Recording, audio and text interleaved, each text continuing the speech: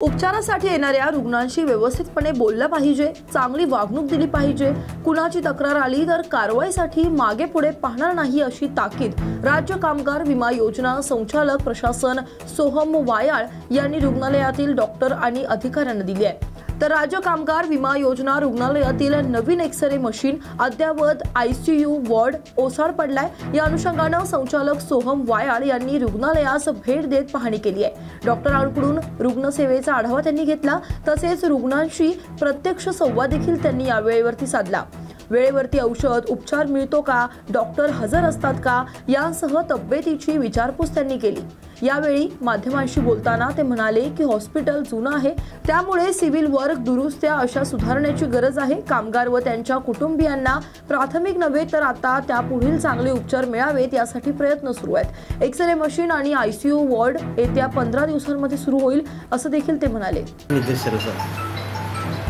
आज राज्य कामगार विमा योजनेचा छत्रपती संभाजीनगर येथील चिखलठाणा येथील हॉस्पिटलला भेट दिली। ही आमची रेग्युलर व्हिजिट आहे।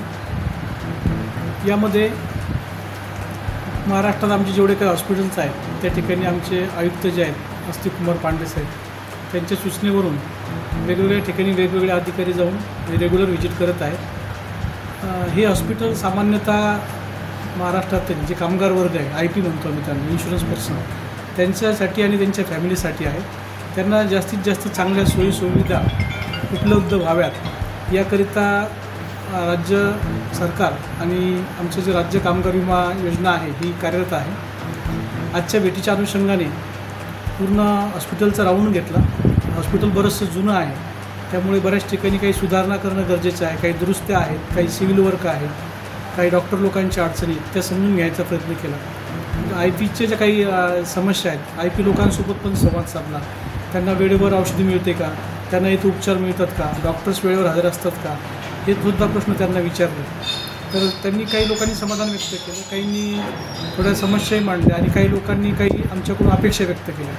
जसं की या ठिकाणी आम्ही नवीन आयसीयू तयार केला आहे। आजपर्यंत त्याला फायर एनओसी नव्हती, आता महानगरपालिकेतून आम्हाला परवाच फायर एनओसी प्राप्त झाली।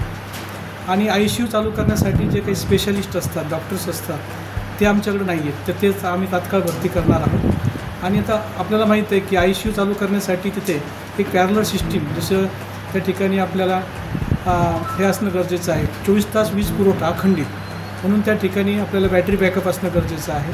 त्या ठिकाणी जर लाईट गेली तर त्या ठिकाणी पर्यायी व्यवस्था म्हणून जे आपण हे तयार करतो, तर त्यासाठी सुद्धा आम्ही एक नवीन टेंडर काढलेलं आहे। आणि इलेक्ट्रिकची व्यवस्था त्या ठिकाणी पॅरलर इलेक्ट्रिकची व्यवस्था व्हावी, ती सुद्धा आम्ही पूर्ण महाराष्ट्रासाठी ज्या ज्या ठिकाणी आयसीयू केलेले आहेत तर त्या ठिकाणचं बॅटरी बॅकअप आणि साठी आम्ही व्यवस्था करतो आहे। ते झाल्यानंतर तात्काळ ते हॉस्पिटल पण सुरू होते। किती बेडचं आहे सर आणि किती मनुष्यबळ त्याला आहे आवश्यक लागेल? नाही, आता आपल्याकडे 2-3 प्रकारचे मनुष्यबळ लागतात। तर तांत्रिक मनुष्यबळाची अडचण आहे आणि जे स्पेशालिस्ट आहेत, मोठे मोठे डॉक्टर जे आहेत ते या हॉस्पिटलला येण्यासाठी आपल्याकडे आले पाहिजे, म्हणून त्यांच्यासाठी त्यांचे इंटरव्ह्यू घेणे आणि जाहिरात करून त्यांना इकडे बोलावणे हा एक विषय आहे। जे टेक्निकल पर्सन असतात, जसं लॅब असिस्टंट असतात, तर त्या लोकांची गरज आहे। बाकी कंत्राटी जे दुसरे हे असतात कर्मचारी, ते आम्ही ताबडतोब त्यात घेऊ शकतो।